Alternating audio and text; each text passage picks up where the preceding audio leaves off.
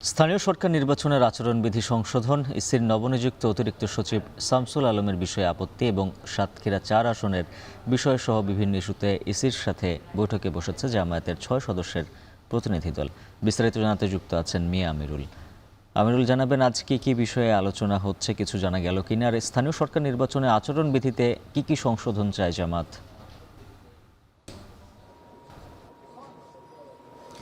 উজ্জ্বল, স্থানীয় নির্বাচনে জামায়াতের যে প্রস্তাবনাগুলো ছিল সেগুলো গত মাসের ৩০ তারিখে তারা একটি চিঠির মাধ্যমে নির্বাচন কমিশনকে জানিয়ে দিয়েছে।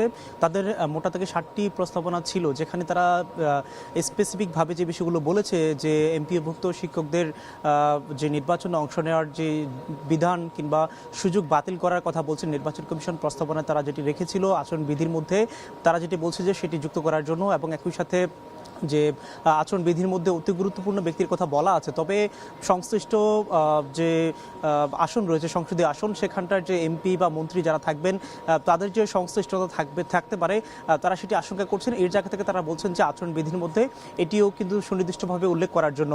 এবং একই সাথে আমরা দেখেছিলাম যে জামায়াত যেহেতু বিরোধী দলের আসনে রয়েছে, তারা যেটি বলছে যে ইসি অর্থাৎ নির্বাচন কমিশনের যে নবনিযুক্ত যে অতিরিক্ত সচিব রয়েছেন শামসুল আলম, যিনি ১ বছরের জন্য চুক্তিভিত্তিকভাবে নিয়োগ পেয়েছেন, তারা যেটি বলছেন যে তিনি এর আগে বিএনপির কেন্দ্রীয় যে নির্বাচন পরিচালনা কমিটি তিনি সেখানে ছিলেন। এরপর প্রায় তিনি ১০ বছর পর নির্বাচন কমিশনে তিনি এসেছেন। তারা কিন্তু এই নিয়োগটি নিয়েও কিন্তু আপত্তি তুলছেন।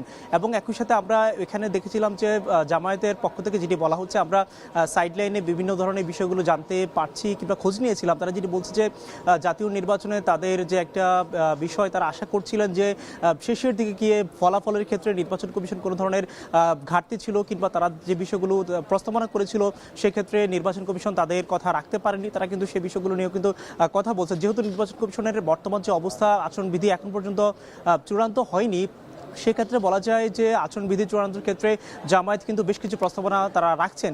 এই ক্ষেত্রে আমরা দেখেছিলাম আরও একটি বিষয় যেটি বলা হচ্ছে যে সাতক্ষীরা ৪ আসনের যে এমপি রয়েছে গাজী নজরুল ইসলাম, তার ক্ষেত্রে নির্বাচন কমিশন যেন ব্যবস্থা নেয়। অর্থাৎ এই ক্ষেত্রে যেটি ধোঁয়াশা তৈরি হয়েছে, যেহেতু তিনি সাংবিধানিক পদে রয়েছেন অর্থাৎ সংসদ সদস্য, সেক্ষেত্রে সংসদের মাধ্যমে যদি নির্বাচন কমিশনকে কোনো একটা প্রস্তাবনা দেওয়া হয়, সেক্ষেত্রে নির্বাচন কমিশন ব্যবস্থা নিতে পারবে। তবে যেহেতু সেই প্রস্তাবনাটি এখন পর্যন্ত আসেনি, আমরা গতকালে দেখেছিলাম প্রধান নির্বাচন কমিশনার এই বিষয়ে কথা বলেছেন যে স্পিকারের পক্ষ থেকে কিংবা সংসদের পক্ষ থেকে এখন পর্যন্ত নির্বাচন কমিশনকে কিছু জানানো হয়নি। এবং আরেকটি বিষয় মোটা থেকে আমরা যেটা দেখেছিলাম যে সবশেষ যে ইসির কমিশন সভা হয়েছে, সেখানে বেশ কিছু প্রস্তাবনা এসেছে জাতীয় স্থানীয় সরকার নির্বাচন নিয়ে, সেগুলো নিয়ে মূলত জামায়াত ইসলামী তাদের প্রস্তাবনা তুলে ধরছে। উজ্জ্বল, আমার কাছে এই ছিল এখনকার সবশেষ। ইসি সচিবালয় থেকে যুক্ত ছিলেন মিয়া আমিরুল।